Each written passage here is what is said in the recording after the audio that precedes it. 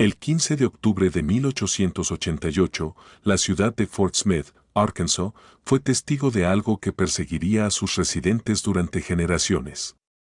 La boda entre Nathaniel Decker, de 45 años, y Rose Sullivan, de 22, se celebró solo 3 meses después del misterioso accidente de casa que acabó con la vida de William Decker, el hijo de Nathaniel y prometido original de Rose.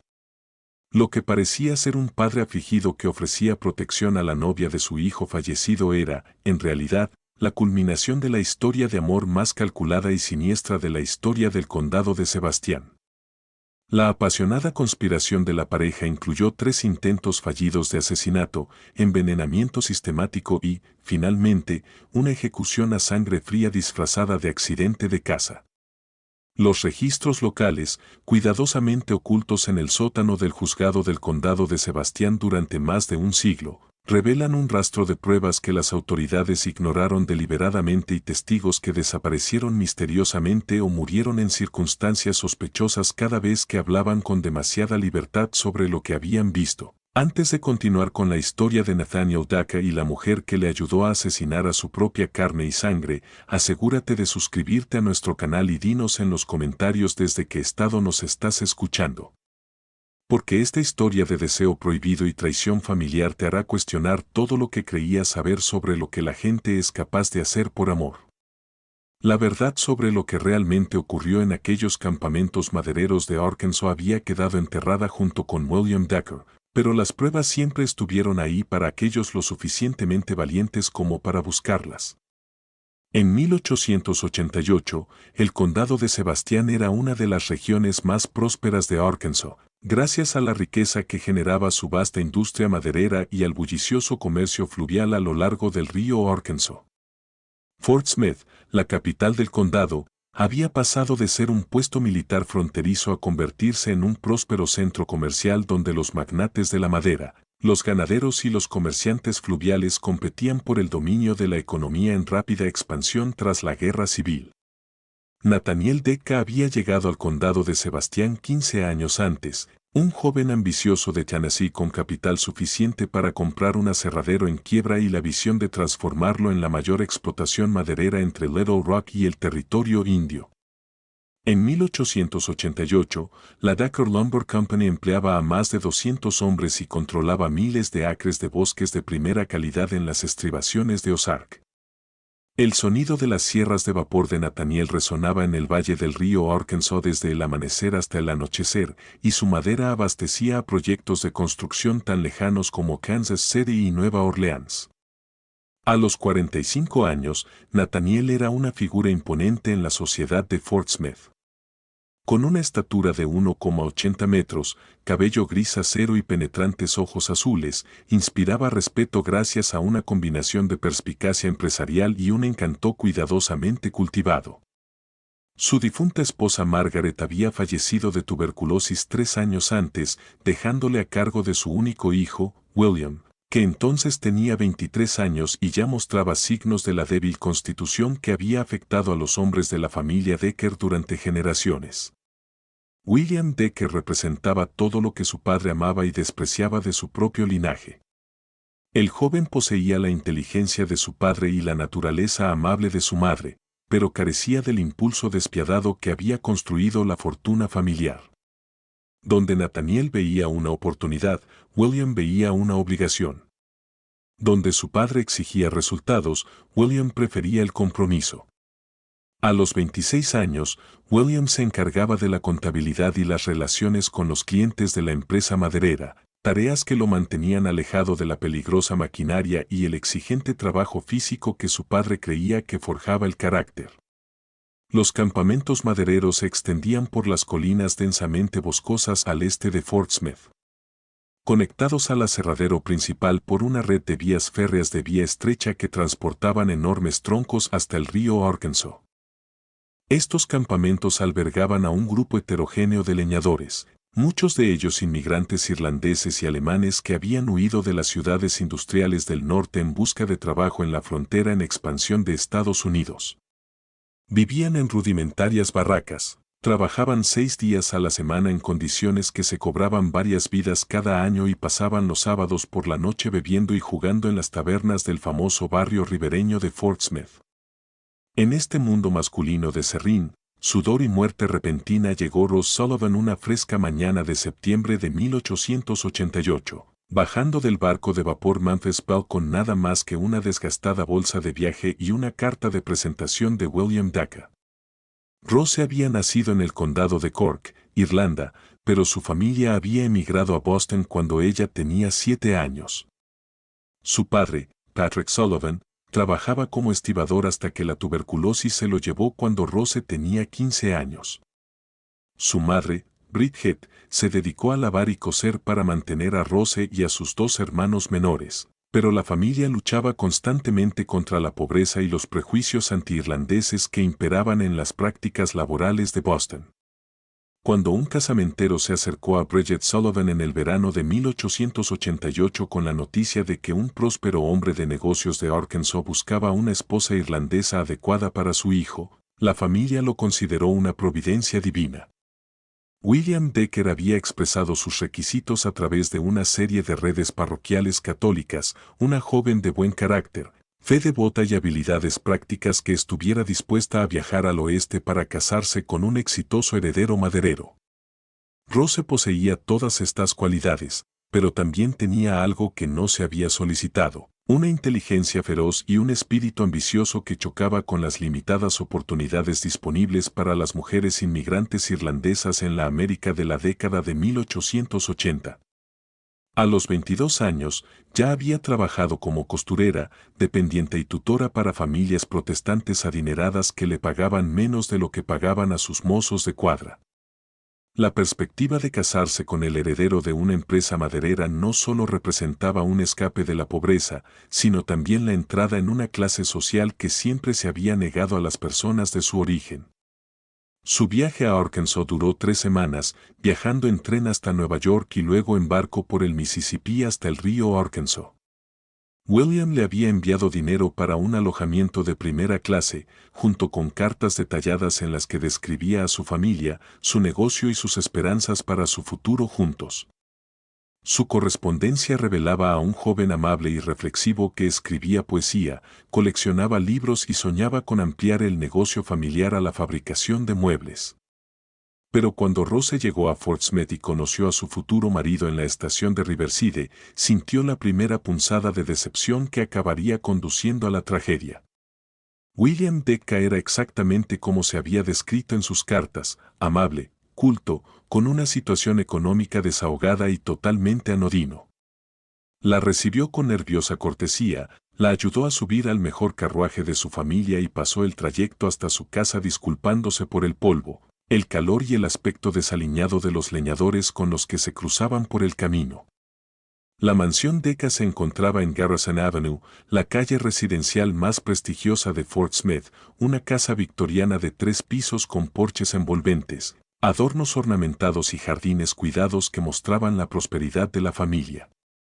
Los sirvientes llevaron las pertenencias de Rose a las habitaciones de invitados, donde se alojaría hasta la boda, prevista para el 20 de octubre, a solo 6 semanas de distancia.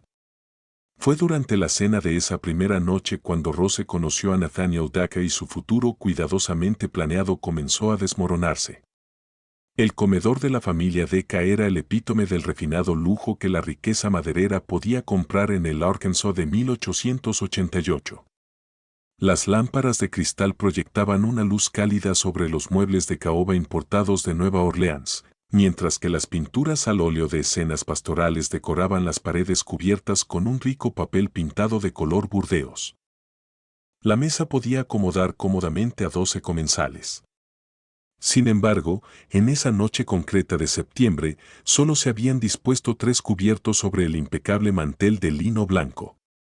Nathaniel entró en el comedor puntualmente a las 7, como era su costumbre, vestido con un traje negro perfectamente entallado que resaltaba sus anchos hombros y su imponente estatura.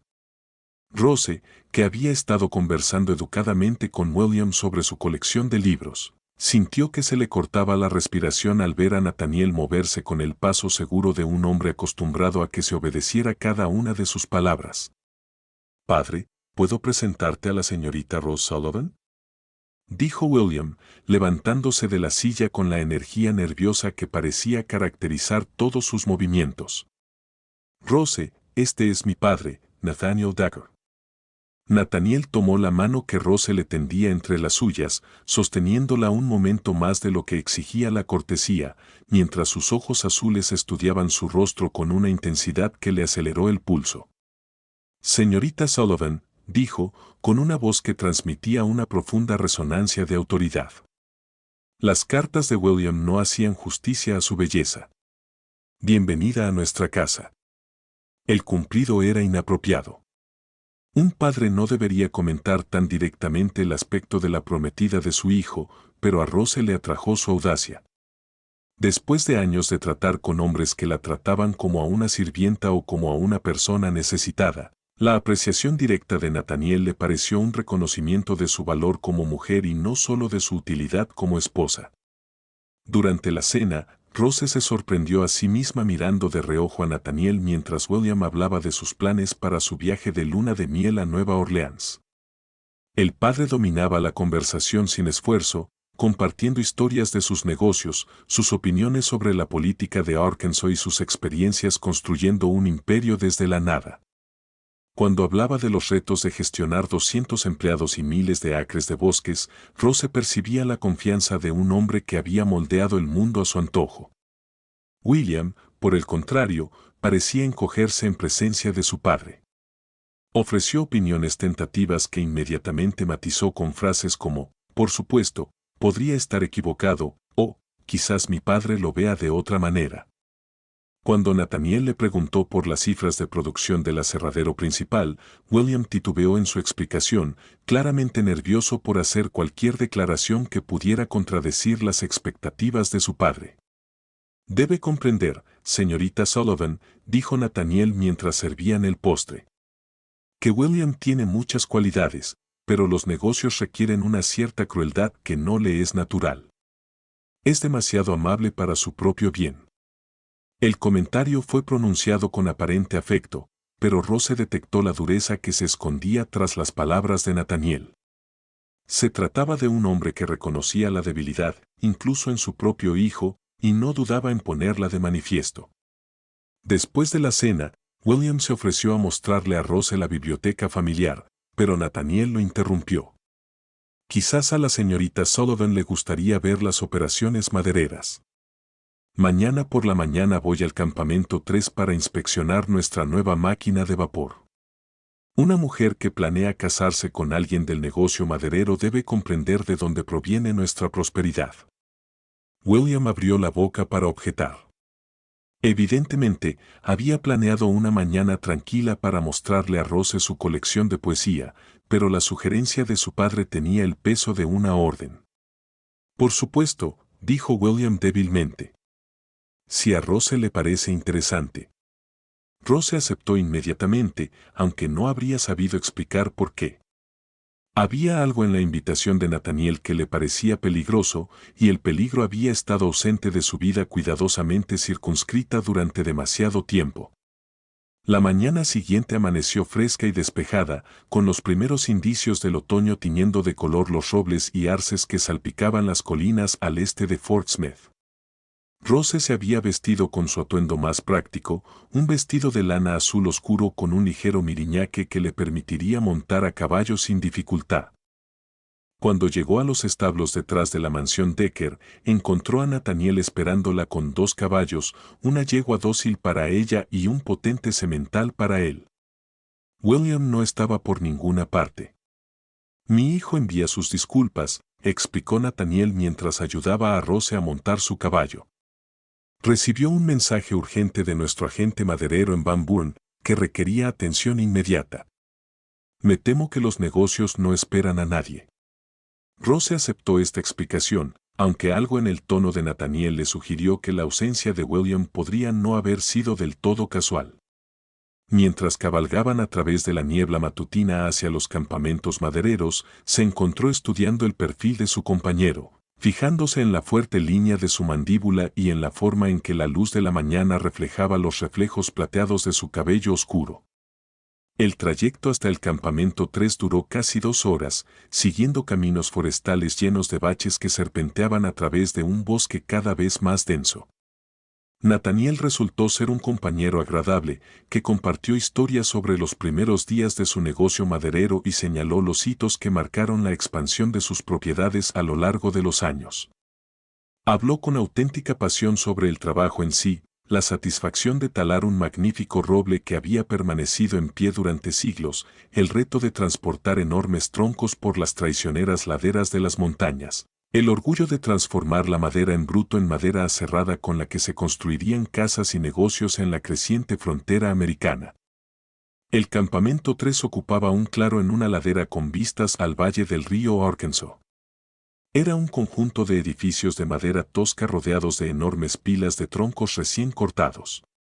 La nueva grúa de vapor, un sistema de cabrestante impulsado por vapor para mover troncos, se encontraba en el centro de la operación, con la caldera ya encendida y lista para el trabajo del día. Ross esperaba observar desde una distancia segura mientras Nathaniel se ocupaba de sus asuntos, pero él insistió en explicarle todos los aspectos de la operación. Le mostró cómo el sistema de cables del cabrestante de vapor podía arrastrar troncos de varias toneladas por pendientes que serían imposibles de recorrer para los caballos. Le señaló la cuidadosa colocación de las guías que impedían que los enormes troncos se soltaran y aplastaran a los trabajadores que se encontraban debajo. Incluso le permitió manejar los controles de la máquina de vapor, guiando sus manos mientras aprendía a coordinar el acelerador y el cable de liberación. «Tienes buen instinto», le dijo cuando consiguió colocar un tronco de 1000 libras en su sitio. La mayoría de las mujeres tendrían demasiado miedo para intentarlo. «Yo no soy como la mayoría de las mujeres», respondió Rose, y enseguida se arrepintió de la audacia de su respuesta. Nathaniel sonrió. «No, desde luego que no lo eres». Compartieron el almuerzo en una tosca mesa de madera fuera de la oficina del capataz del campamento, comiendo sándwiches y bebiendo café mientras Nathaniel revisaba los informes de producción y discutía el programa de tala del día siguiente con sus jefes de equipo. Rose se fijó en cómo los hombres respondían a Nathaniel con respeto, sin duda, pero también con el cansancio de los empleados que sabían que sus puestos de trabajo dependían de mantener la aprobación de su jefe. Fue durante el viaje de vuelta a Fort Smith cuando la conversación dio un giro que lo cambiaría todo. «Háblame de tus expectativas sobre el matrimonio», dijo Nathaniel mientras hacían una pausa para descansar sus caballos junto a un arroyo que burbujeaba entre un bosquecillo de nogales. Rose pensó cuidadosamente en su respuesta. «Espero ser una buena esposa, apoyar el trabajo de mi marido y criar hijos que continúen con el apellido familiar». «Son objetivos admirables», respondió Nathaniel.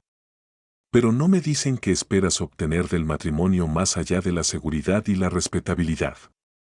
La pregunta sorprendió a Rose por su franqueza. En Boston, nadie le había preguntado nunca qué esperaba obtener de nada. La supervivencia había sido objetivo suficiente. «Supongo que espero ser importante», dijo finalmente. «Formar parte de algo importante, algo que marque la diferencia en el mundo». Nathaniel desmontó y se dirigió a la orilla del arroyo, donde recogió una piedra lisa y la lanzó sobre la superficie del agua. «¿Y crees que el matrimonio con William te proporcionará esa oportunidad?» Rose sintió que le subían los colores a las mejillas. La pregunta era inapropiada, potencialmente escandalosa, pero se encontró considerándola seriamente. «William es un buen hombre», dijo. «Eso no es lo que te he preguntado». Ross también desmontó, necesitaba moverse, pensar, comprender por qué esta conversación le parecía tan peligrosa y tan necesaria. «William es amable, gentil y culto. Mantendrá bien a una familia y tratará a su esposa con respeto y consideración». «Una vez más, no es lo que te he preguntado». Rose se volvió hacia él, notando cómo sus ojos azules parecían ver a través de todas sus cuidadosas respuestas diplomáticas hasta llegar a la verdad que se escondía debajo. «No», dijo en voz baja. «No creo que casarme con William me brinde esa oportunidad». Él se conforma con gestionar las decisiones de otras personas y poner en práctica las visiones de otras personas. Nunca construirá nada por sí mismo. ¿Y construir algo es importante para ti? Sí. Nathaniel se acercó. Lo suficiente como para que Rose pudiera oler el aroma de las agujas de pino y el humo de leña que parecía impregnar su ropa. Entonces entiendes mi dilema. He pasado 25 años construyendo algo que morirá conmigo porque mi hijo carece de la voluntad de continuar lo que yo he empezado. Rose sabía que debía dar un paso atrás, volver a montar en su caballo e insistir en que regresaran inmediatamente a Fort Smith. En cambio, se encontró preguntando, ¿qué piensas hacer al respecto? La respuesta de Nathaniel no llegó en forma de palabras, sino en la forma en que sus dedos rozaron los de ella mientras la ayudaba a volver a montar en la silla. El contacto duró solo un instante, pero conllevaba una promesa que hizo que el corazón de Rose se acelerara con una mezcla de expectación y terror. Recorrieron el resto del camino hasta Fort Smith en silencio. Pero algo fundamental había cambiado entre ellos. Cuando llegaron a la mansión Decker, William los esperaba ansioso en el porche delantero, tras haber regresado de Van Buren horas antes. ¿Qué tal el viaje?, preguntó, con evidente alivio por su regreso a salvo en cada palabra. Enriquecedor, respondió Rose, y captó la leve sonrisa de Nathaniel ante su elección de palabras. Esa noche, mientras Rose yacía en la cama de su habitación de invitados, escuchando los sonidos tranquilizadores de la casa desconocida, comprendió que se encontraba en una encrucijada que determinaría el curso de toda su vida. Podía casarse con William como estaba previsto, aceptar el futuro cómodo pero limitado que él le ofrecía y pasar sus años preguntándose qué podría haber sido, o podía perseguir la peligrosa atracción que sentía por Nathaniel, sabiendo que ese camino requeriría decisiones que horrorizarían a la mujer que había sido solo 24 horas antes. Cuando por fin se durmió, Rose soñó con caballos de vapor y enormes troncos, y con la sensación de unas manos fuertes que guiaban las suyas mientras aprendía a controlar fuerzas tan poderosas que podían remodelar el propio paisaje. Las semanas siguientes a la visita de Rose al campamento maderero establecieron una rutina que habría parecido perfectamente inocente a cualquier observador casual, pero que, de forma lenta y sistemática, la atrajo cada vez más hacia la órbita de Nathaniel. William, complacido con el aparente interés de su prometida por el negocio familiar, alentó lo que él consideraba su deseo práctico de comprender la fuente de su prosperidad. No tenía forma de saber que cada excursión de negocios, cada conversación privada sobre las operaciones madereras, cada momento que Rose pasaba en compañía de su padre estaba cuidadosamente orquestado para alimentar una creciente obsesión que consumía a ambos participantes. Nathaniel encontraba razones para visitar la mansión durante el día, cuando William estaba ocupado en el aserradero principal. Llegaba con documentos comerciales que requerían atención inmediata. Planos arquitectónicos de nuevas instalaciones que debían revisarse o mensajes urgentes de agentes madereros que no podían esperar hasta la noche. Estas visitas siempre incluían invitaciones para que Rose lo acompañara en breves recados, inspeccionara posibles ubicaciones para aserraderos, revisara la calidad de la madera en los almacenes de Riverside Lumber o discutiera la compra de equipos con distribuidores de maquinaria que habían viajado desde lugares tan lejanos como Chicago para cortejar a la empresa, Decker Lumber Company. Rose aceptaba cada invitación con el interés entusiasta de una mujer que se preparaba para formar parte de un imperio empresarial. Hacía preguntas inteligentes sobre los márgenes de beneficio y los costes de producción, demostraba una notable aptitud para comprender los aspectos técnicos de la clasificación de la madera y los equipos de vapor, y mostraba una genuina fascinación por los retos estratégicos que planteaba la gestión de una operación tan compleja. Lo que ninguno de los dos admitía ni siquiera ante sí mismos durante aquellos primeros días era que las conversaciones de negocio servían de tapadera para una forma más íntima de educación. Nathaniel estaba enseñando a Rose a ver el mundo a través de sus ojos. A entender el poder como algo que hay que conquistar en lugar de algo que se concede. A reconocer la debilidad como un lujo que las personas exitosas no pueden permitirse y a apreciar la satisfacción que proviene de doblegar las circunstancias a la propia voluntad, en lugar de limitarse a aceptar lo que el destino ofrece. William nunca ha entendido, explicó Nathaniel mientras cabalgaban por las propiedades madereras en una fresca mañana de octubre, que en los negocios, al igual que en la naturaleza, solo sobreviven los más fuertes. Él cree que ser justo y razonable garantiza el éxito, pero la justicia es un lujo que solo los ganadores pueden permitirse. Rose se encontró asintiendo con la cabeza ante observaciones que le habrían horrorizado solo unas semanas antes. Parece dar por sentado que los demás actuarán con honor simplemente porque él lo hace. Exactamente. Y esa suposición destruirá todo lo que he construido, a menos que alguien con una visión más clara asuma el control.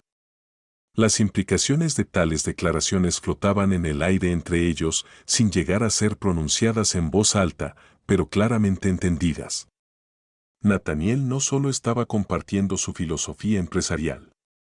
Estaba reclutando a una cómplice, poniendo a prueba la disposición de Rose a aceptar una visión del mundo que anteponía el deseo al deber y la ambición a la moralidad. Mientras tanto, el comportamiento de William comenzó a cambiar de forma sutil, lo que no hizo más que acentuar el contraste entre padre e hijo, tal vez intuyendo algún cambio en la dinámica de su hogar, tal vez respondiendo inconscientemente a la tensión que se respiraba en el ambiente cada vez que los tres estaban juntos. William se preocupaba cada vez más por la comodidad de Rose y se mostraba cada vez más diferente a las opiniones de su padre. Empezó a buscar la aprobación de Nathaniel para decisiones que deberían haber sido suyas, pidiendo permiso para llevar a Rose a dar paseos por la tarde, solicitando consejos sobre los planes de boda que debería haber discutido en privado con su prometida y calificando constantemente sus propias preferencias con frases como, por supuesto, padre podría tener una idea mejor, o, quizás deberíamos preguntarle a padre qué piensa. Esta diferencia, que pretendía demostrar respeto y mantener la armonía familiar, tuvo el efecto contrario al que Rose esperaba. En lugar de hacer que William le resultara entrañable, su constante sumisión a la autoridad paterna le hacía parecer débil e indeciso. Donde Nathaniel mandaba, William pedía. Donde Nathaniel decidía, William deliberaba. Donde Nathaniel actuaba, William dudaba. Rose comenzó a comprender visceralmente lo que Nathaniel quería decir con fuerza y debilidad.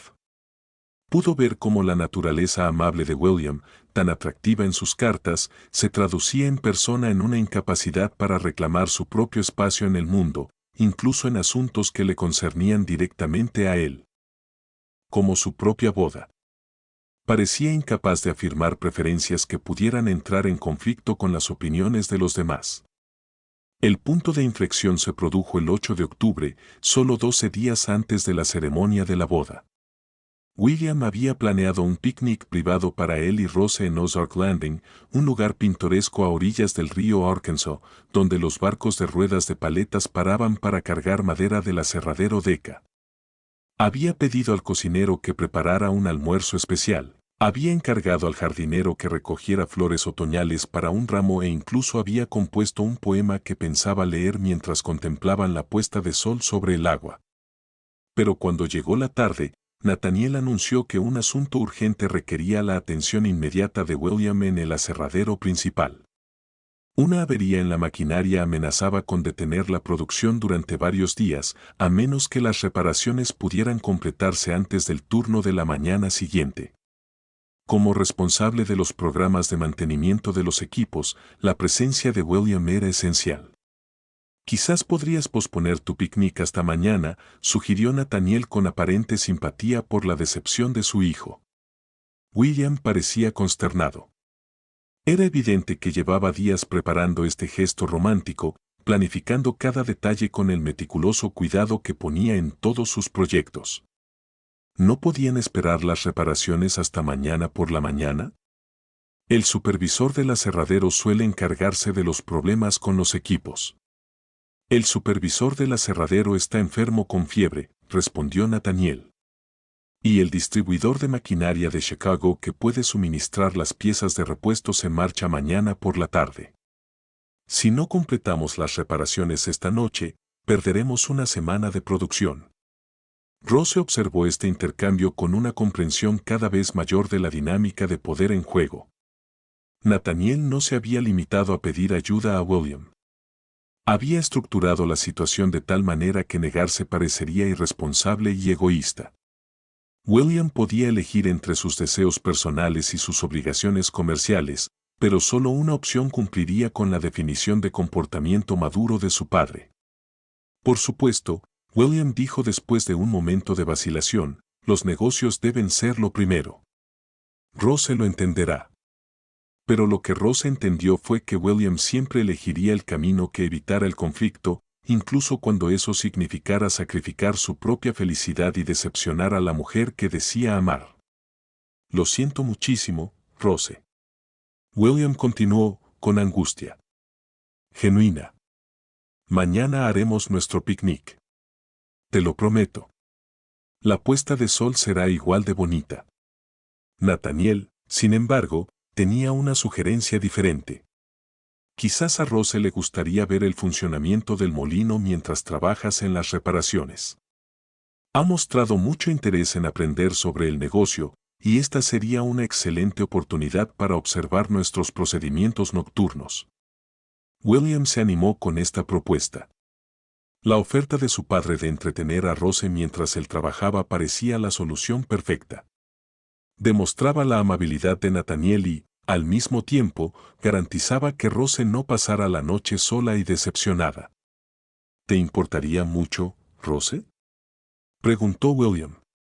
Papá conoce el funcionamiento del aserradero mejor que nadie, y tú dijiste que querías comprender todos los aspectos del negocio de la madera. Rose aceptó con aparente entusiasmo, aunque su verdadera emoción no tenía nada que ver con aprender los procedimientos del aserradero.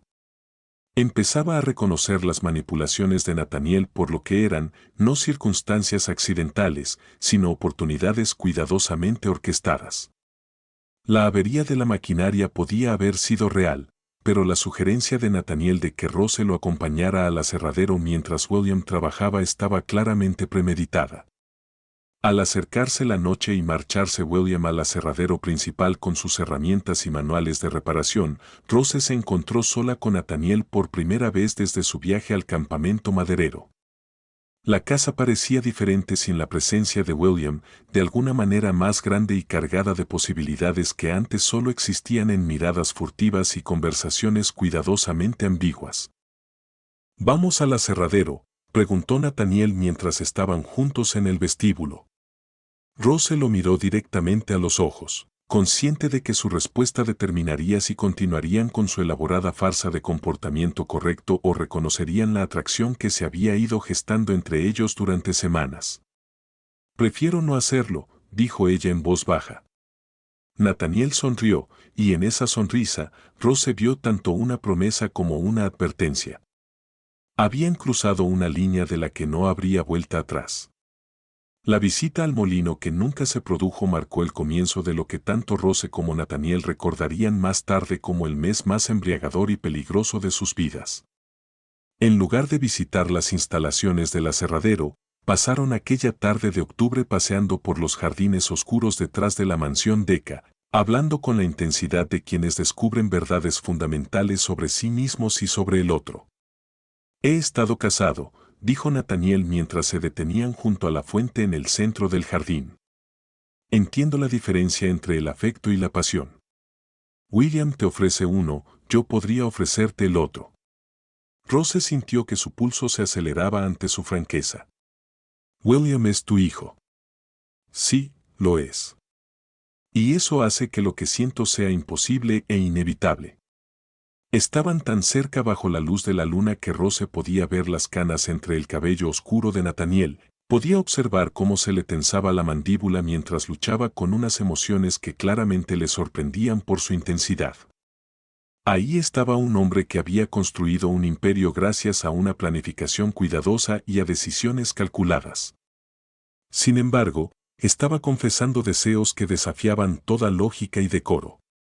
«¿Qué estás sugiriendo?», preguntó Rose, aunque ya sabía la respuesta. «Estoy sugiriendo que algunos anhelos son demasiado poderosos como para ignorarlos, independientemente de lo inconvenientes que sean». Rose se dio la vuelta, necesitando espacio para pensar con claridad. ¿Y William? William sobrevivirá a la decepción. Ya lo ha hecho antes. La crueldad de esta afirmación debería haber horrorizado a Rose, pero en cambio se encontró considerando sus implicaciones prácticas. En Boston, ella no había sido nadie. Una chica inmigrante irlandesa cuya mejor esperanza era casarse con un trabajador portuario o un capataz de fábrica que pudiera proporcionarle una seguridad básica a cambio de servicios domésticos y de maternidad. William le ofrecía escapar de ese destino. Pero Nathaniel le ofrecía algo mucho más embriagador, la oportunidad de compartir el poder real, de ayudar a construir un imperio empresarial que sobreviviría a sus vidas. Necesito tiempo para pensar, dijo finalmente. Nathaniel lo aceptó con la paciencia de un hombre seguro de su victoria final. Por supuesto, pero no esperes demasiado. Algunas oportunidades no se presentan dos veces. A la mañana siguiente, William le ofreció efusivas disculpas por la decepción de la noche anterior, junto con la promesa de que esas emergencias de negocios nunca volverían a interferir en su tiempo personal. Había trabajado hasta casi el amanecer para terminar las reparaciones de la maquinaria y su agotamiento le hacía estar aún más atento de lo habitual a la comodidad y la felicidad de Rose. ¿Te ha hecho tu padre una visita interesante a la fábrica?, le preguntó durante el desayuno, con la clara esperanza de que la atención de Nathaniel hubiera compensado su propia ausencia. En realidad, no visitamos la fábrica, respondió Rose con cautela. Tu padre consideró que no era apropiado que una dama observara las operaciones industriales después del anochecer. William aceptó esta explicación sin cuestionarla, con evidente alivio. Había estado luchando con la culpa por dejar a Rose sola en lo que se suponía que era su noche especial, y saber que había estado debidamente acompañada alivió considerablemente su conciencia. Lo que William no notó fue la breve mirada que se cruzaron Rose y Nathaniel mientras ella daba esta cuidadosa versión de la verdad. Fue la primera de muchas pequeñas mentiras que dirían juntos, el comienzo de una conspiración que se expandiría gradualmente para abarcar engaños mucho más grandes. Durante los días siguientes, Nathaniel encontró razones cada vez más creativas para pasar tiempo a solas con Rose. La posible compra de una propiedad requería a alguien con perspectiva femenina para evaluar el estado de la casa y las dependencias. Una reunión con compradores de madera de Nueva Orleans necesitaba el apoyo social que solo una dama refinada podía proporcionar. Los proveedores de equipos que venían de Chicago esperaban ser entretenidos con el tipo de conversación cultivada que exigían las cenas de negocios. William no solo aprobaba estas actividades, sino que las fomentaba activamente. La disposición de su padre a incluir a Rose en los asuntos comerciales parecía demostrar su aceptación de ella como futuro miembro de la familia, mientras que el entusiasmo de Rose por participar sugería un interés genuino en comprender la fuente de su prosperidad. El hecho de que su prometida y su padre parecieran disfrutar de la compañía del otro le parecía a William una prueba de su buena suerte, más que un motivo de preocupación. Pero los residentes más observadores de Fortune Smith comenzaron a notar patrones que William pasaba por alto por completo. La señora Adelaide Forrester, cuya mansión de Garrison Avenue ofrecía una excelente vista de la propiedad de los Deca, observó que los carruajes de negocios de Nathaniel parecían hacer visitas inusualmente frecuentes a su propia casa durante las horas del mediodía, cuando William estaba ocupado en el aserradero. También notó que estas visitas a menudo duraban varias horas más de lo que cualquier asunto de negocios concebible requeriría. Del mismo modo, Thomas Brannan, que dirigía el hotel más grande del distrito del Río, comenzó a recibir solicitudes inusuales de Nathaniel para reservar comedores privados y habitaciones discretas para socios comerciales de fuera de la ciudad que guardaban un parecido sorprendente con Rose Sullivan. Cuando Brennan mencionó estos arreglos a su esposa durante sus conversaciones nocturnas, ella le señaló que los hombres de negocios respetables solían celebrar este tipo de reuniones en sus oficinas y no en habitaciones de hotel. Lo más revelador de todo fue que el padre Michael O'Brien, el sacerdote católico irlandés que iba a oficiar la boda de Rose y William, se sintió cada vez más preocupado por sus conversaciones con la futura novia. Cuando se reunió con Rose para hablar de las dimensiones espirituales del matrimonio católico, detectó un entusiasmo que parecía desconectado de cualquier mención a su futuro marido. Ella hablaba con pasión de construir algo duradero y significativo, de encontrar un propósito más allá de la mera supervivencia, de la satisfacción de ejercer una influencia real en el mundo, pero nunca específicamente de su amor por William o de su ilusión por su futuro juntos. El matrimonio es un sacramento, le recordó el padre O'Brien durante una de esas conversaciones, no una asociación comercial. Por supuesto, Rose estuvo de acuerdo rápidamente, pero su respuesta tenía el carácter mecánico de alguien que recita las palabras esperadas en lugar de expresar una convicción genuina. Estas observaciones dispersas podrían haber quedado en meros chismes, de no ser por la intervención de Margaret Hanley, la entrometida más notoria de Fort Smith y esposa del segundo mayor comerciante de madera de la ciudad. Margaret había construido su posición social sobre un conocimiento enciclopédico de los asuntos de los demás, y poseía un instinto para los escándalos que había sacado a la luz 3 casos diferentes de adulterio y 2 tramas de malversación de fondos en los últimos 5 años. Las sospechas de Margaret se despertaron por primera vez cuando observó a Nathaniel y Rose entrar juntos en la taberna Murphy's un martes por la tarde, cuando se sabía que William estaba haciendo negocios en Van Buren. Murphy's atendía a la parte más ruda de la población de Fort Smith, trabajadores fluviales, leñadores y ganaderos visitantes que preferían el whisky fuerte a la conversación educada. Ningún hombre de negocios respetable llevaría a la prometida de su hijo a un establecimiento así, a menos que tuviera razones de peso para evitar lugares de encuentro más convencionales. Intrigada, Margaret comenzó a llevar a cabo su propia investigación informal. Recurrió a su criada irlandesa, Colleen Ollie, para que entablara conversaciones con Rose sobre los preparativos de la boda y la vida matrimonial. Convenció a su marido para que invitara a Nathaniel a su partida semanal de póker, con la esperanza de que el alcohol le soltara la lengua sobre su relación con su futura nuera. Incluso comenzó a sincronizar sus paseos vespertinos con las idas y venidas de la mansión Decker. Lo que Margaret descubrió confirmó sus peores sospechas y superó sus expectativas más escandalosas.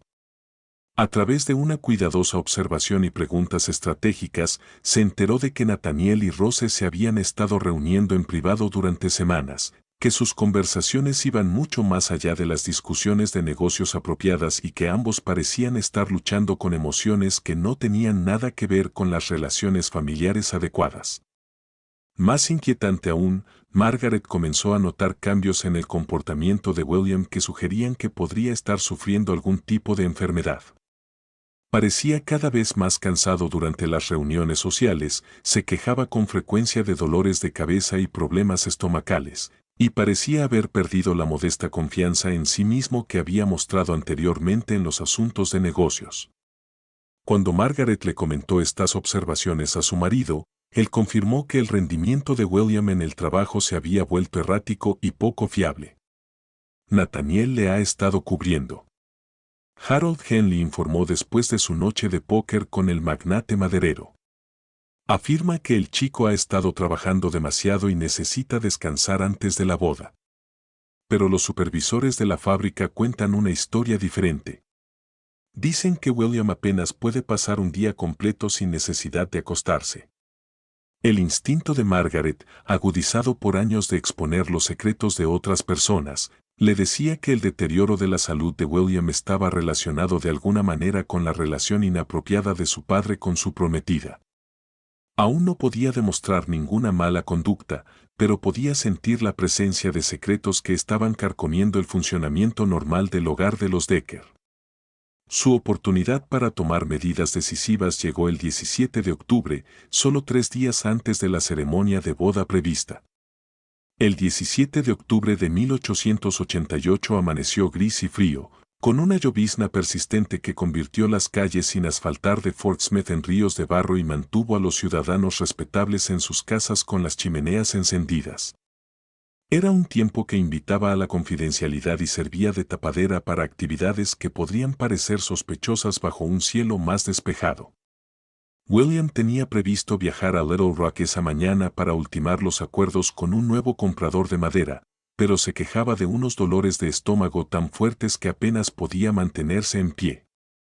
El doctor Samuel Hayes, el médico de la familia, le recetó reposo en cama y una dieta blanda, sugiriendo que el estrés de la boda inminente podría estar afectando al sistema digestivo de William. Los jóvenes solían experimentar síntomas nerviosos antes del día de su boda. El doctor Hayes se lo aseguró a Nathaniel mientras hablaban en privado en el salón delantero de la mansión. Unos días de descanso deberían restablecer su equilibrio. Nathaniel aceptó este diagnóstico con evidente preocupación por el bienestar de su hijo. Claro, Ross notó algo en su expresión que el médico pasó por alto por completo. Un destello de satisfacción que sugería que la enfermedad de William podría no ser del todo desagradable. Con William postrado en cama y el viaje de negocios a Little Rock requiriendo atención inmediata, Nathaniel anunció que se encargaría personalmente de las negociaciones sobre la madera. El viaje requeriría 2 días, posiblemente 3 si los compradores resultaban difíciles, lo que significaba que estaría ausente durante los preparativos finales de la boda. Quizás Rose debería acompañarme, sugirió Nathaniel con cuidadosa naturalidad. Ella ha expresado mucho interés en aprender sobre nuestras operaciones comerciales y estas negociaciones podrían proporcionarle una valiosa formación sobre los términos de los contratos y las estrategias de precios. El doctor Hayes asintió con aprobación. Una idea excelente. La presencia de la señorita Sullivan aportaría una influencia civilizadora a lo que pueden ser discusiones comerciales bastante duras. Rose se encontró aceptando el viaje con un entusiasmo que debería haber despertado sospechas, pero que todos interpretaron como un deseo de apoyar el negocio familiar.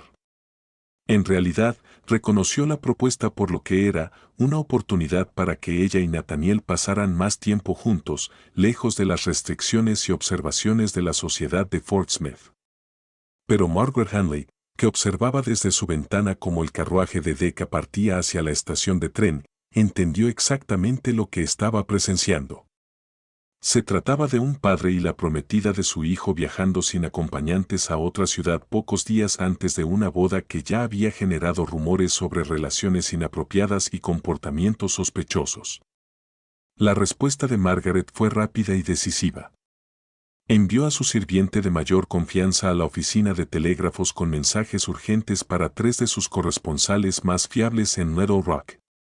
Damas de la alta sociedad cuyas redes de información rivalizaban con la suya y en las que podía confiar para observar e informar sobre cualquier actividad inusual que involucrara a los comerciantes de madera visitantes y sus acompañantes femeninas. Más importante aún, Margaret decidió hacer una visita social al enfermo William Decker. Armada con una cesta de hierbas medicinales y su expresión maternal más preocupada, llegó a la mansión Decker pocas horas después de la partida de Nathaniel y Rose.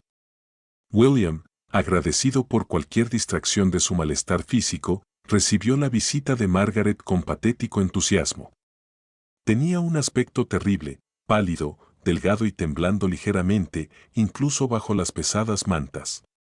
Sus ojos, normalmente brillantes y de inteligente dulzura, parecían apagados y desenfocados. «Pobrecito», exclamó Margaret, acomodándose junto a su cama con la eficiencia de una mujer experta en obtener información de personas vulnerables. «El doctor Hayes dice que solo son nervios, pero tú pareces realmente enfermo. ¿Has estado comiendo bien?»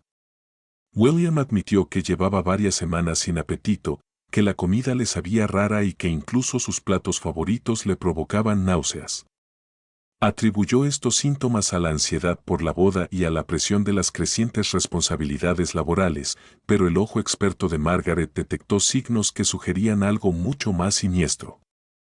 Ella había visto síntomas similares antes, durante el invierno de 1885, cuando el anciano Samuel Reed se había consumido lentamente por lo que su familia creía que era una fiebre persistente, pero que la naturaleza sospechosa de Margaret había identificado correctamente como envenenamiento por arsénico administrado por su joven esposa. La pérdida gradual de peso, los persistentes problemas estomacales, las manos temblorosas y los reflejos embotados, Todo apuntaba a un envenenamiento sistemático más que a un simple nerviosismo. Háblame de tus comidas, le pidió Margaret con delicadeza. ¿Comes lo mismo que tu padre y la señorita Sullivan? William consideró la pregunta con el cuidado deliberado de alguien cuyo pensamiento se había vuelto lento y laborioso. Bueno, mi padre suele comer en el hotel cuando tiene reuniones de negocios. Y Rose ha estado cenando con clientes con bastante frecuencia, aprendiendo sobre el negocio. ¿Lo entiendes? Margaret lo entendía perfectamente. Si sus sospechas eran correctas, Nathaniel y Rose se habían asegurado cuidadosamente de que William consumiera comida envenenada mientras ellos permanecían a salvo y sin efectos. El momento era perfecto. Un envenenamiento gradual que culminaría en la muerte justo antes o justo después de la boda, dejando al afligido padre para consolar a la desconsolada prometida de su hijo. ¿Quién te prepara la comida, querido?, preguntó Margaret. Normalmente, la señora Patterson, nuestra cocinera, aunque a veces mi padre me trae tónicos especiales del Dr. Ayes para ayudarme con la digestión, y Rose ha sido muy considerada. A menudo me trae té o caldo cuando me encuentro mal. Margaret sintió un escalofrío que no tenía nada que ver con el clima de octubre.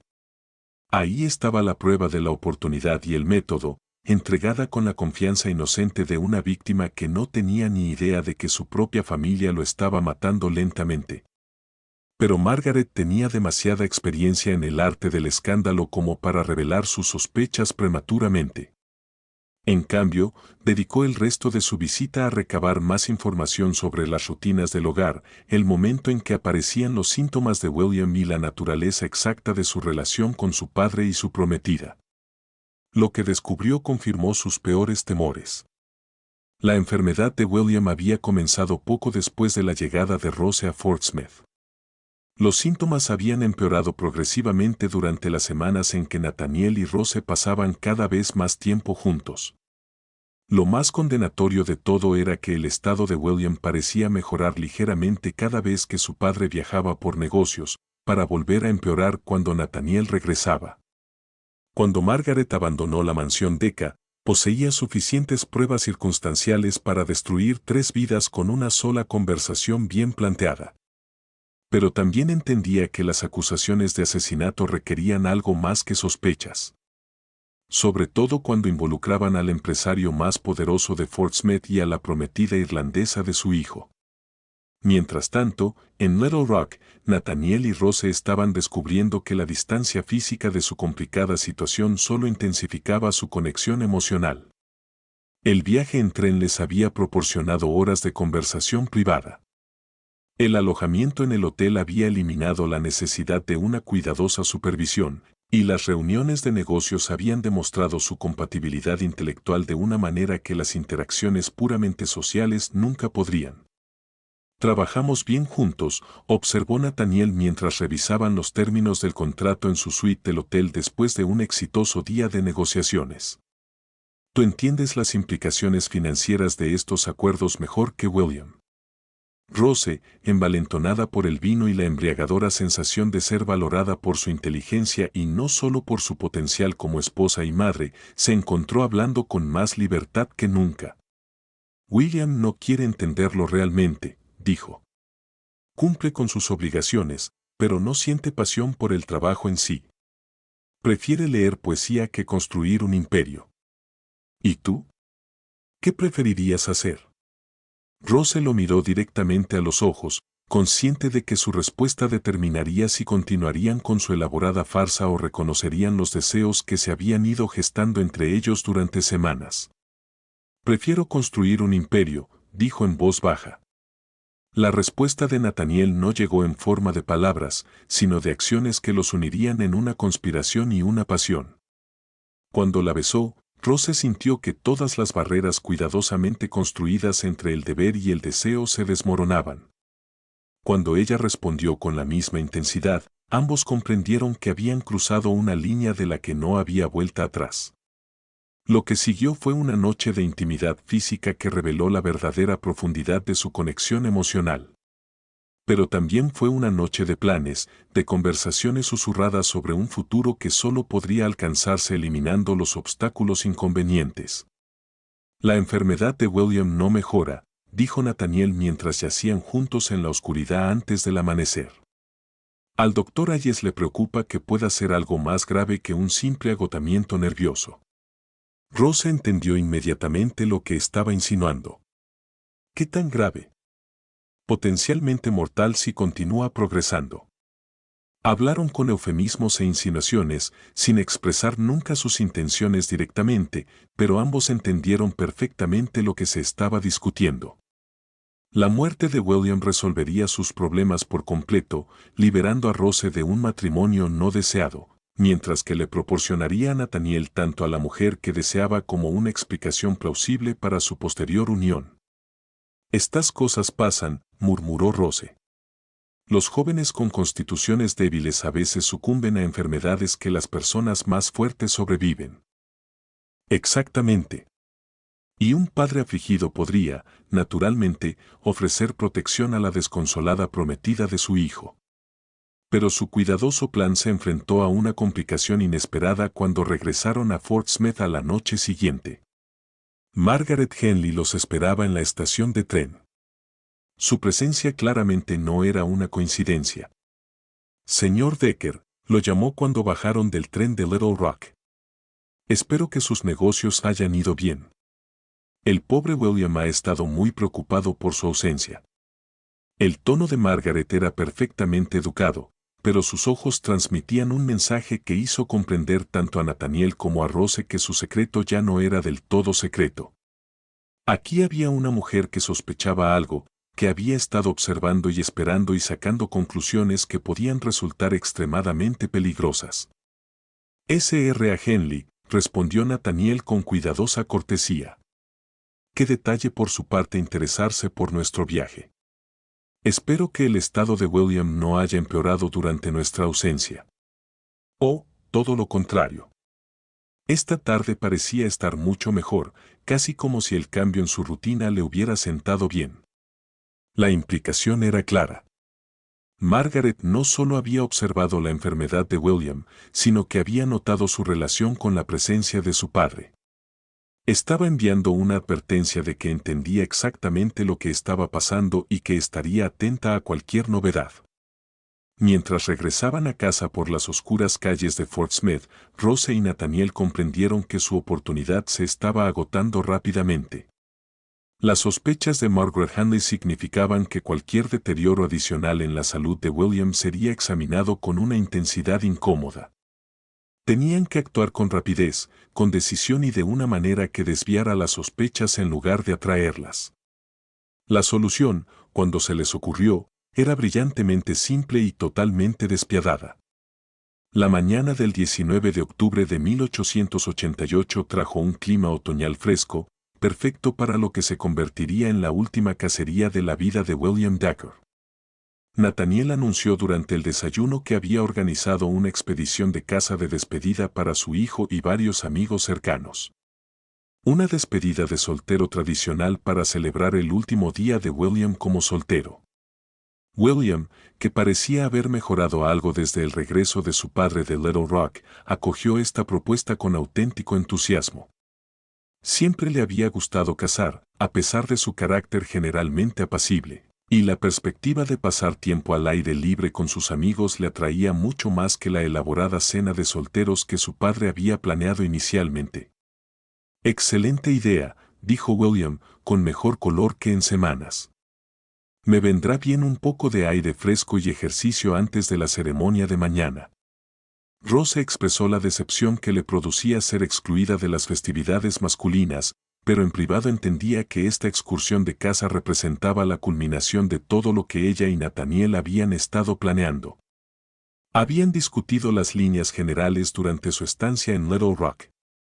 Pero ahora veía a Nathaniel poner en práctica los detalles específicos con una eficiencia que la impresionaba y aterrorizaba a la vez. El grupo de caza estaría formado por 6 hombres. William Nathaniel Harold Henley, el marido de Margaret, Thomas Brannan, del hotel, el Dr. Samuel Hess y James Crawford, el supervisor jefe de los molinos. Todos eran cazadores experimentados, familiarizados con las colinas boscosas al este de Fort Smith, y todos poseían una posición social suficiente como para que su testimonio sobre cualquier accidente desafortunado fuera aceptado sin preguntas. Pero Rose se fijó en detalles que los demás participantes pasaron por alto por completo. Nathaniel seleccionó el lugar de caza, una zona remota de bosque donde los troncos caídos y la densa maleza dificultarían el movimiento y limitarían la visibilidad. Insistió en llevar rifles específicos, alegando que ciertas armas eran más adecuadas para la caza de ciervos en zonas densamente cubiertas. Incluso sugirió la formación de caza, colocándose a sí mismo y a William de manera que se creara la oportunidad para lo que eufemísticamente llamó accidentes de caza. ¿Estarás bien sola durante el día?, le preguntó William a Rose mientras el grupo de cazadores se preparaba para partir. Sé que no es lo ideal dejarte sola el día antes de nuestra boda. Rose le aseguró que aprovecharía el tiempo de forma productiva, quizá visitando a algunas de las otras damas para discutir los últimos preparativos de la boda. Lo que no mencionó fue que ya había quedado en pasar la tarde con Margaret Hanley, no por ningún deseo de estar en compañía de esa mujer, sino porque comprendía la importancia de establecer una coartada que la situara lejos del lugar del accidente planeado. El grupo de cazadores partió al amanecer, con sus rifles y municiones cargados en un carro que los llevaría a la remota zona boscosa donde Nathaniel afirmaba haber visto señales de un gran ciervo durante sus recientes viajes de negocios. Los hombres estaban muy animados, bromeando sobre el nerviosismo de William y haciendo apuestas amistosas sobre quién abatiría el mejor ciervo. El doctor Hayes había traído una petaca de excelente whisky para celebrar cualquier caza exitosa, mientras que Harold Hanley contribuyó con puros importados de Cuba para el mismo propósito.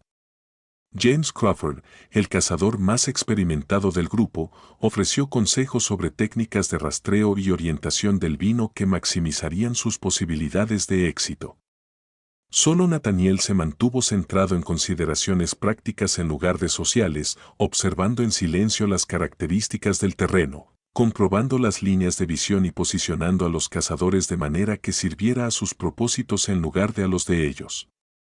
La zona boscosa se extendía a lo largo de varios cientos de acres de colinas onduladas cubiertas de robles, nogales y pinos. Los troncos caídos y la espesa maleza creaban un paisaje en el que los cazadores podían separarse fácilmente de sus compañeros, donde el sonido de los disparos resonaba de forma confusa entre los árboles y donde un hombre podía permanecer herido durante horas antes de ser descubierto. Nathaniel sugirió que se dispersaran en una línea dispersa, manteniendo el contacto visual siempre que fuera posible, pero permitiendo a cada cazador la libertad de seguir las pistas prometedoras. Esta formación les permitiría cubrir más terreno y reducir la probabilidad de disparos accidentales, una precaución que todos aplaudieron como prueba del liderazgo reflexivo de Nathaniel. Lo que los demás cazadores no se dieron cuenta era que esta formación también creaba múltiples oportunidades para encuentros aislados entre padre e hijo. Momentos en los que un solo disparo podría atribuirse a cualquiera del grupo y en los que la ausencia de testigos permitiría explicaciones creativas de trágicos accidentes. La mañana transcurrió tranquilamente, con ocasionales disparos lejanos que indicaban que varios cazadores estaban disparando a sus presas, pero sin gritos de éxito que sugirieran que alguien había logrado una muerte limpia. Alrededor del mediodía, el grupo se reunió para almorzar en un claro junto a un pequeño arroyo, compartiendo sándwiches y café mientras comparaban notas sobre los indicios de ciervos y los lugares prometedores. William parecía haber recuperado completamente la salud, y sus síntomas anteriores parecían haberse olvidado en la emoción de la caza. Bromeó con los demás hombres sobre su inminente matrimonio. Aceptó con buen humor sus bromas sobre la pérdida de su libertad y demostró el tipo de confianza relajada que había estado ausente en su personalidad durante semanas. «Pareces un hombre nuevo», observó el doctor Hayes con aprobación. «Nada como el aire fresco y el ejercicio para curar el agotamiento nervioso». Nathaniel asintió con evidente satisfacción, aunque Rose habría reconocido la ironía en su tono. William parecía realmente un hombre nuevo, lo que hacía que lo que estaba a punto de suceder pareciera aún más trágico e innecesario. Después del almuerzo, los cazadores se separaron de nuevo, esta vez dirigiéndose hacia una sección del terreno donde Crawford afirmaba haber visto huellas frescas de ciervos. El terreno aquí era particularmente difícil, con pendientes pronunciadas y una espesa vegetación que requería moverse con cuidado para evitar caídas o perderse. Nathaniel se colocó a unos 50 metros detrás de William. Lo suficientemente cerca como para disparar con precisión, pero lo suficientemente lejos como para afirmar que había estado apuntando a un ciervo que parecía moverse detrás de la posición de su hijo.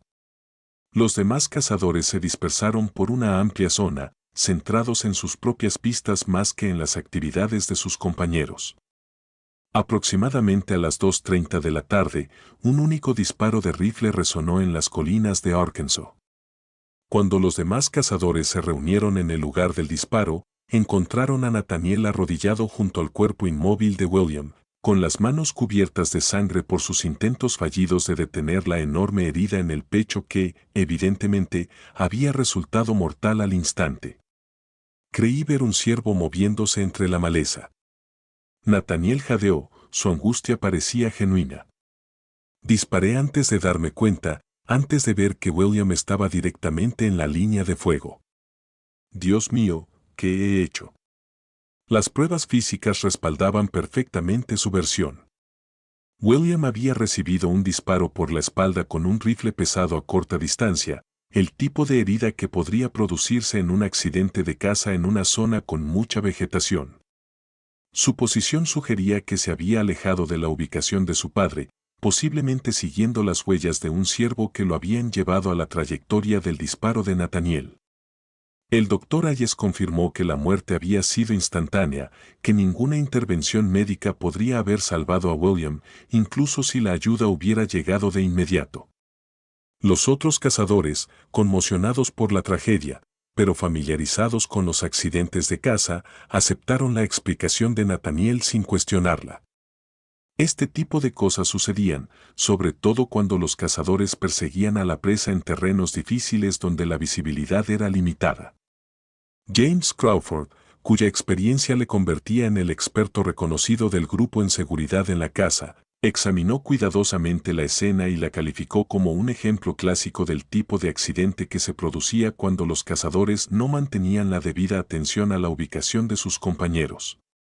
Nadie tiene la culpa, declaró solemnemente. Estas colinas son traicioneras y los ciervos pueden llevar a un hombre a situaciones peligrosas antes de que se dé cuenta de su error. Pero mientras preparaban el cuerpo de William para transportarlo de vuelta a Fort Smith, Harold Hanley notó algo que le preocupó profundamente. El ángulo de la herida sugería que el disparo se había realizado desde una posición ligeramente superior y posterior a la ubicación de William, exactamente donde Nathaniel afirmaba haber estado, pero las quemaduras de pólvora en la ropa de William indicaban que el rifle se había disparado desde una distancia mucho menor que 50 yardas.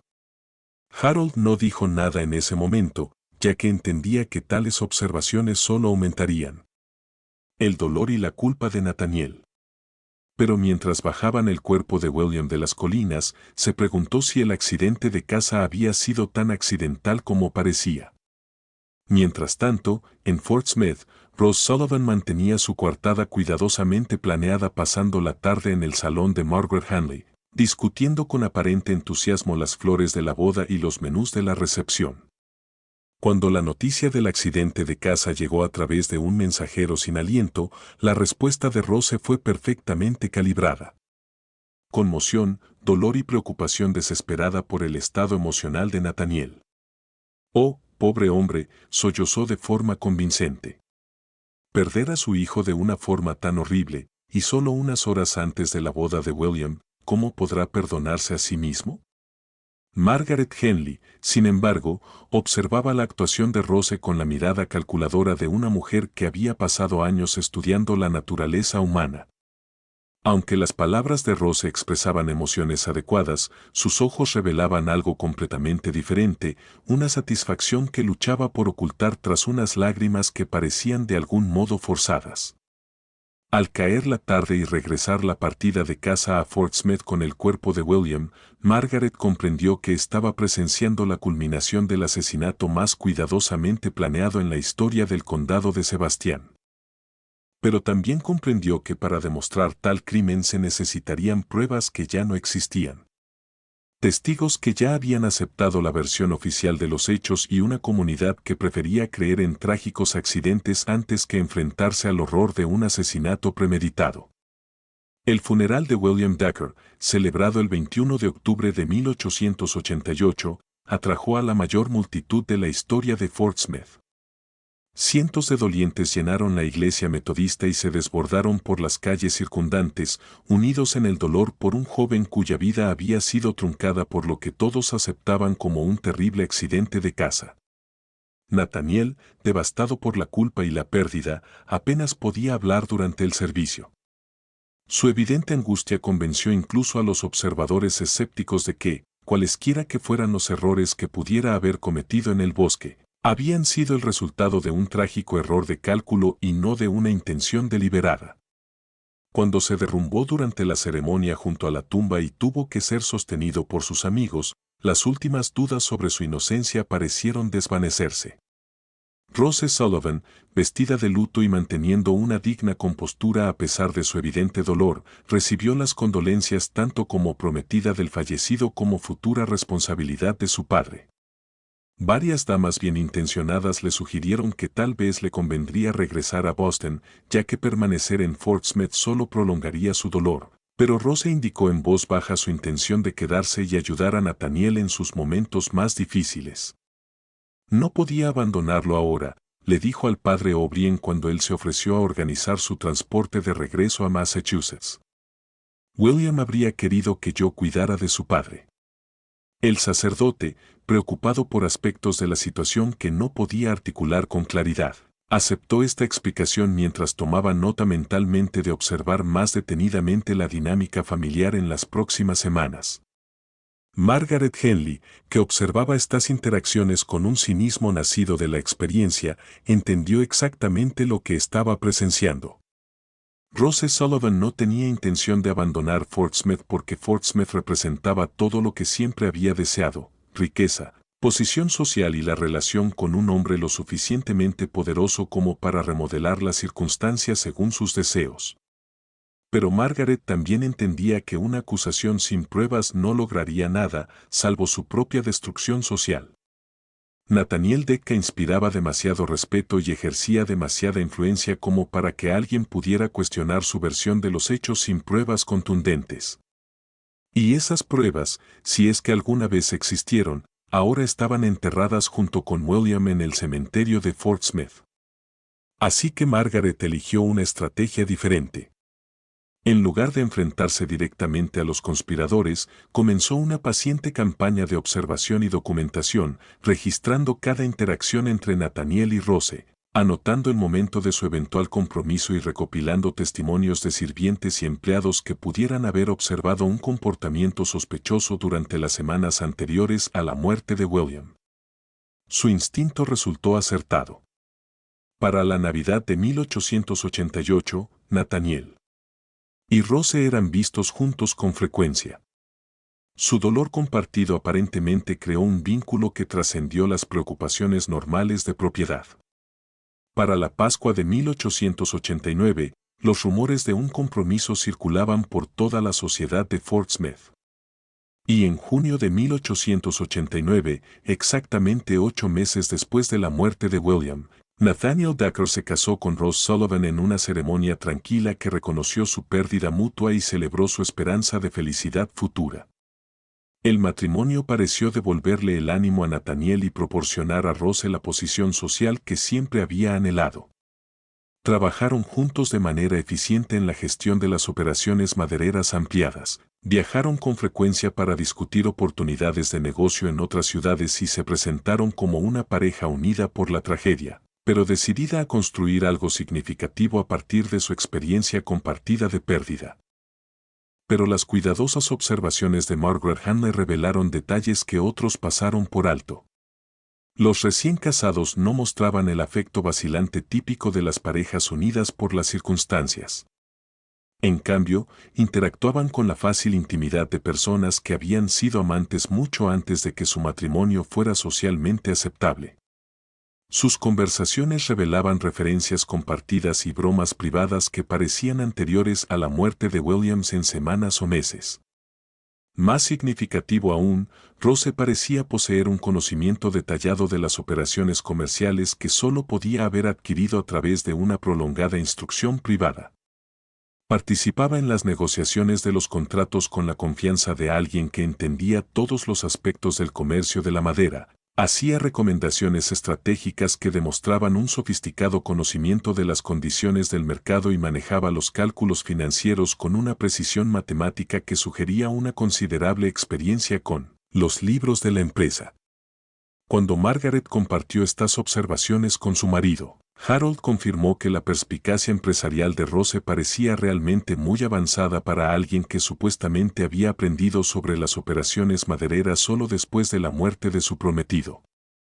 Sus preguntas durante las reuniones de la junta directiva revelaban una comprensión de conceptos que normalmente requerían años de experiencia para dominarlos.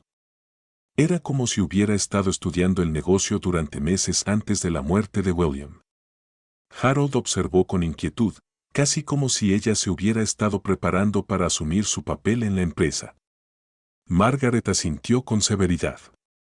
Aquí había pruebas de que la conspiración entre Nathaniel y Rose se había planeado con mucha antelación, que el asesinato de William había formado parte de una estrategia más amplia para eliminar un obstáculo inconveniente para su asociación personal y profesional. Pero las pruebas de la planificación, aunque moralmente condenatorias, no eran suficientes como prueba legal. Sin testigos del crimen real, sin pruebas físicas de premeditación, sin el testimonio de los propios participantes, Margaret no podía hacer nada más que observar y esperar a que los conspiradores cometieran errores que pudieran delatar su culpabilidad. Esos errores, cuando se produjeron, resultaron más dramáticos de lo que Margaret había previsto. En el verano de 1891, James Crawford, el supervisor de la fábrica que había declarado la muerte de William como un accidente, fue encontrado muerto en su casa en circunstancias que inicialmente parecían ser causas naturales. El doctor Hayes atribuyó la muerte a un fallo cardíaco, señalando que Crawford se había quejado de dolores en el pecho durante varias semanas antes de su colapso. Pero la viuda de Crawford, Ellen, reveló a Margaret que su marido había estado profundamente preocupado por algo relacionado con la familia Deca en las semanas previas a su muerte. Había mencionado que había recibido visitas de Nathaniel que parecían perturbarlo considerablemente. Había hablado de cosas que no cuadraban con respecto al accidente de casa de Williams e incluso había sugerido que tal vez tendrían que marcharse de Fort Smith si ciertas sospechas resultaban ser ciertas. Estaba asustado. Ellen se lo confió a Margaret durante una conversación privada después del funeral. No por un peligro físico, sino por algo que podría destruir la reputación y el sustento de nuestra familia. Margaret comprendió inmediatamente lo que Crawford había descubierto y por qué su muerte se había vuelto necesaria.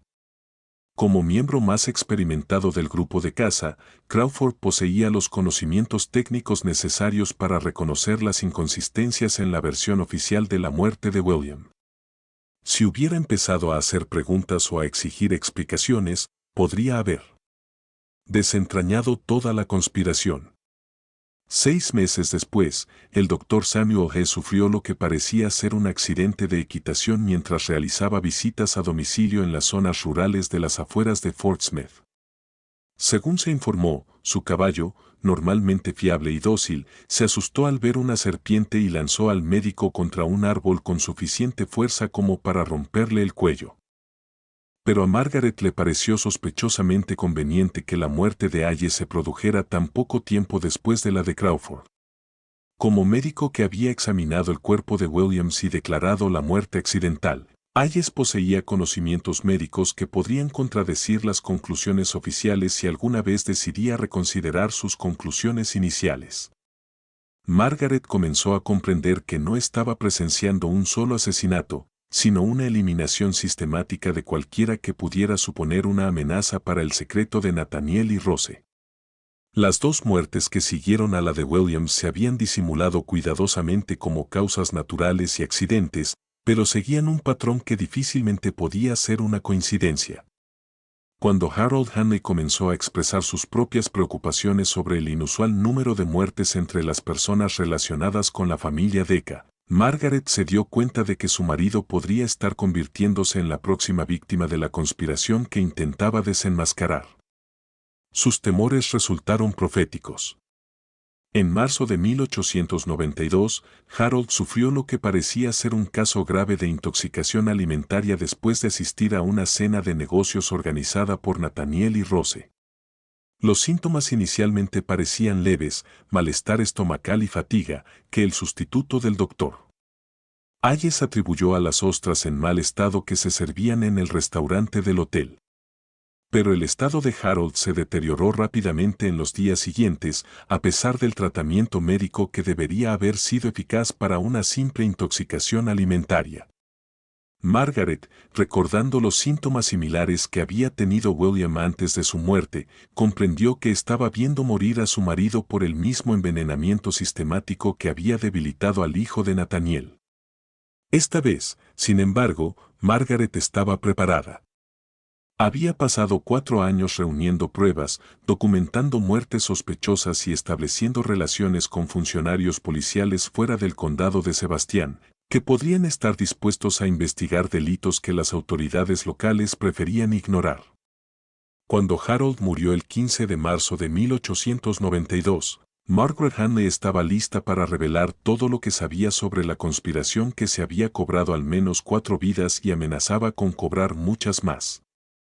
Pero mientras estaba sentada en la oficina de telégrafos preparándose para enviar mensajes que llevarían a los alguaciles federales a Fort Smith, Margaret se dio cuenta de que incluso las pruebas que había reunido cuidadosamente podrían no ser suficientes para condenar a 2 personas que habían demostrado una habilidad extraordinaria para eliminar testigos y cubrir sus huellas. La historia de Nathaniel Dacre y Rose Sullivan ya se había convertido en parte del folclore de Fort Smith. Una trágica historia de amor surgida de la pérdida de 2 personas que encontraron consuelo en el dolor compartido y construyeron algo hermoso a partir de las cenizas de su mutua tragedia. La comunidad había invertido demasiada energía emocional en esta narrativa romántica como para aceptar la posibilidad de que se basara en asesinatos cuidadosamente planeados y un engaño sistemático. Los telegramas de Margaret quedaron sin respuesta. Los alguaciles federales encontraron asuntos más urgentes en otros lugares, y las muertes que tanto la habían perturbado quedaron oficialmente olvidadas, archivadas en el sótano del juzgado junto con otros recuerdos desagradables que Fort Smith prefería no examinar demasiado de cerca. Nathaniel y Rose Dacre continuaron prosperando, expandiendo su imperio maderero por 3 estados y consolidándose como una de las familias más influyentes de Arkansas. Tuvieron 3 hijos, construyeron una magnífica mansión que dominaba el horizonte de Fort Smith y fueron recordados por las generaciones posteriores como pioneros que habían ayudado a transformar el territorio de Arkansas en un próspero centro del comercio estadounidense. Margaret Henley murió en 1894, llevándose sus sospechas a una tumba situada a menos de 50 metros del lugar donde descansaban los restos de William Dacre. Sus detallados diarios, descubiertos décadas más tarde durante la renovación de la casa familiar, proporcionaron las pruebas que las fuerzas del orden se habían negado a investigar durante su vida. Pero para entonces, Nathaniel y Rose llevaban mucho tiempo muertos y sus crímenes quedaron enterrados bajo capas de orgullo comunitario y romanticismo histórico que hicieron imposible una investigación objetiva. La verdad sobre lo que realmente ocurrió en aquellas colinas de Arkansas permaneció oculta hasta 1987, cuando unos obreros que renovaban el sótano del juzgado del condado de Sebastián descubrieron una colección de documentos que Margaret Hanley había escondido detrás de una pared falsa. Sus meticulosos registros, junto con las cartas recientemente descubiertas entre Nathaniel y Rose, revelaron finalmente el alcance total de la conspiración que se había cobrado al menos 5 vidas y había corrompido la comprensión de la justicia de toda una comunidad. Al leer hoy los diarios de Margaret, es imposible no admirar su persistencia. en la búsqueda de la verdad a pesar de las abrumadoras dificultades. Pero es igualmente imposible ignorar la escalofriante eficacia con la que Nathaniel y Rose eliminaron todas las amenazas a su secreto, transformando lo que debería haber sido una simple investigación de asesinato en una campaña de eliminación sistemática que duró décadas. Quizás el aspecto más inquietante de su historia sea lo bien que lograron reescribir la historia según sus deseos. Durante más de un siglo, los habitantes de Fort Smith los recordaron no como criminales, sino como figuras románticas que habían encontrado el amor tras una tragedia. Quizás esa sea la lección más aterradora que nos ofrece su historia. Que la culpa y la inocencia, la verdad y la ficción, el amor y el asesinato pueden entrelazarse irremediablemente cuando las personas poseen suficiente inteligencia, determinación y una ausencia total de restricciones morales. ¿Qué opinas de esta historia? ¿Crees que se reveló todo? ¿O crees que podría haber secretos aún más oscuros ocultos en esas colinas de Arkansas? Deja tu comentario a continuación y cuéntanos tu opinión sobre esta escalofriante historia de amor prohibido y asesinato premeditado. Si te ha gustado esta historia y quieres más misterios históricos como este, suscríbete a nuestro canal, activa la campana de notificaciones y comparte este video con alguien a quien le gusten las historias oscuras del pasado de Estados Unidos. Nos vemos en el próximo video, donde exploraremos otro crimen olvidado que el tiempo intentó enterrar.